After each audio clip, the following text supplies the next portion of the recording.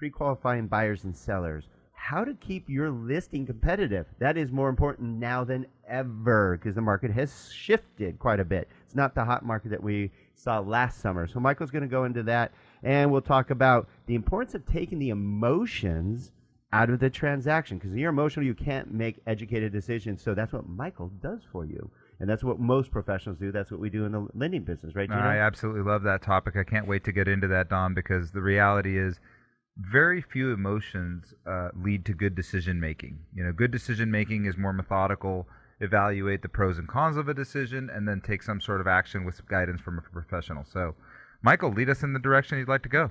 Well, first of all, just to give you a little update, I went into the MLS today. Currently, there are 690 homes available active in Santa Clarita.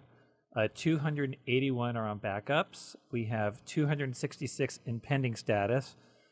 Total sold this year from January 1 to today is 2,431 homes. Compared to last year at the same time was 2,663. Difference of 232, meaning we're down about 9%. Not too bad. Not too bad, but we're not. Well, you're talking to a real estate agent. You're like, no, it's bad. It's lower than last year. There's 232 missing from last year, but last year was a vibrant year. There was a lot of catch up. Yes, and there's a lot. I think today, prices are a little inflated by the sellers, thinking it's still a hot market.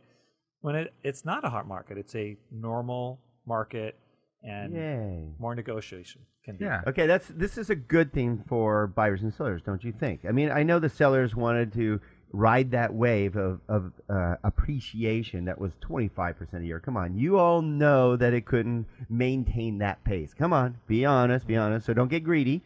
Be smart, because Gino and I can attest, and we'll get your opinion on this, because we work on multiple transactions along with you. Right. So we get to see what offers are being accepted, what aren't. We're seeing that the ones that are priced right are the ones that are actually getting the best offers, because now the potential buyers now negotiate for that home because it's priced correctly. When it's overpriced, they don't even get an offer. True. However, what I'm experiencing, just the people I'm working with, my sellers think, well, if I lower it to what it should be, then someone's going to offer me a lower price. So there's a fear factor there. And what do you say on that then? I tell them, I said, if you're priced too high, then people are not going to want to come in because they're going to think you're not going to negotiate and work with them. And you really, if you want a property to move, you need to price it accordingly to get the traffic in there. And there's a lot more competition that's out there that's going for that same buyer. You need to be competitive. As a former real estate agent, I can't agree with that enough, because price is just a marketing tool. It's not necessarily what you'll accept for a home or not. It's a marketing tool. It's not like when you're walking into a retail store. It's just something to get the traffic through, like you said. And if you price it too high, you get no traffic. That's true. And I mean, if we look at last year's market, for example, when everything was going up, it wasn't so much just the dollar figure that was selling a house. I had many times where we were the lowest offer, but the better offer, and we got the property. So it really comes down to the quality of the buyer, the quality of your home. But there's so many moving pieces that go on here that it just, you only need one person to buy it, and you really need to attract everyone who would be a contender for that house. All right, we're going to have to get into a little bit about that, because this is great. This is Michael Waxman's hot spot, because you do have to attract everyone to find the right buyer, the one that wants your home and is willing to pay the most for it. And Michael is great at attracting people like that, aren't you? You like doing a little bit of video marketing, social marketing. You are out there, buddy. I am. First of all, I really enjoy what I do. I enjoy making people's dreams come true and making people happy. I love the marketing. And it's all about how can I be different from everyone else? Most agents, they do the typical marketing things and put it in the MLS and take a couple pictures and throw it up on the MLS. Say, see, you're ready to go. But I think that there's so much more that you can do out there. For example, my Facebook business page, Amazing Valencia Homes, we have 12,000 followers. That's become its own marketing platform itself. I mean, if another agent will brag about having 1,000, which isn't bad, but you have 12,000. I have 12,000. Okay, that's a good start. That's a good buyer pool. It's become its own entity that no one else can say, well, I have this. It's also about how, so it's about spreading the word. How many places can you go and spread it besides your typical real estate websites that are out there? And just doing things that stand out. I mean, because, a lot of people don't realize I'm not just marketing to the public for buyers and sellers. I'm also marketing to the realtor community because they may have a buyer for my listing or I may have a buyer for theirs. So you have to attract their attention as well. Right. I'm selling to multiple people.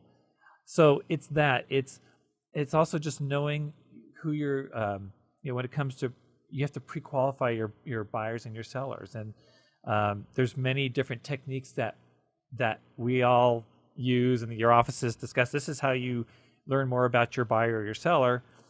I look at it a little differently because I don't want to do the same thing that everyone else is doing.